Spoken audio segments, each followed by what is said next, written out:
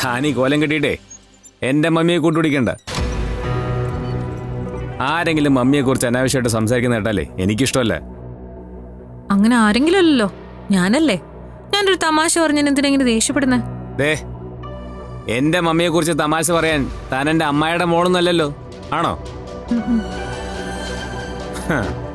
ഇനി അഥവാ ആണെങ്കിലും ഞാൻ പറയാനുള്ളത് പറയും, മുഖത്ത് നോക്കി തന്നെ പറയും.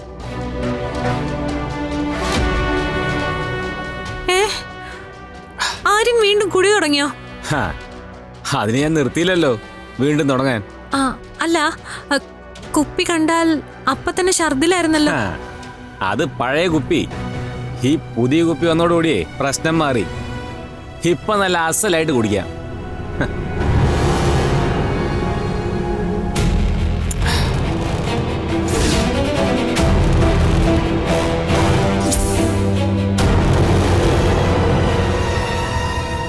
ഇവിടുത്തെ കുപ്പികളില് മായം ചേർത്ത് എനിക്കിട്ട് പണിഞ്ഞതാണോന്ന് എനിക്ക് സംശയമുണ്ട്.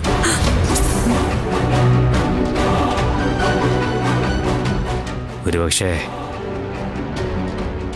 എന്നെ കൊല്ലാനായിരുന്നിരിക്കും ശ്രമം.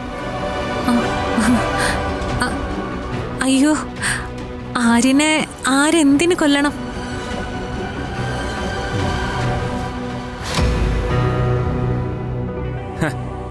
അവളായിരിക്കും ചൈത്ര, എന്റെ അനിയത്തി. ഞാനില്ലാത്ത നേരം നോക്കി ഈ വീട്ടിൽ കയറി ഞാൻ വാള് വെച്ച് തീരാനുള്ള വേല അവളായിരിക്കും ഒപ്പിച്ചത്.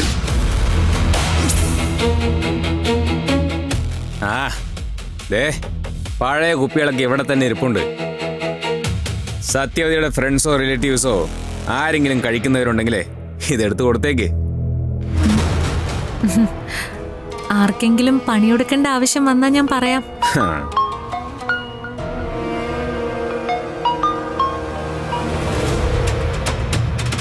ഓ, പതിവില്ലാതെ എൻ്റെ പ്രിയപ്പെട്ട പെങ്ങള് വിളിക്കുകയാണല്ലോ.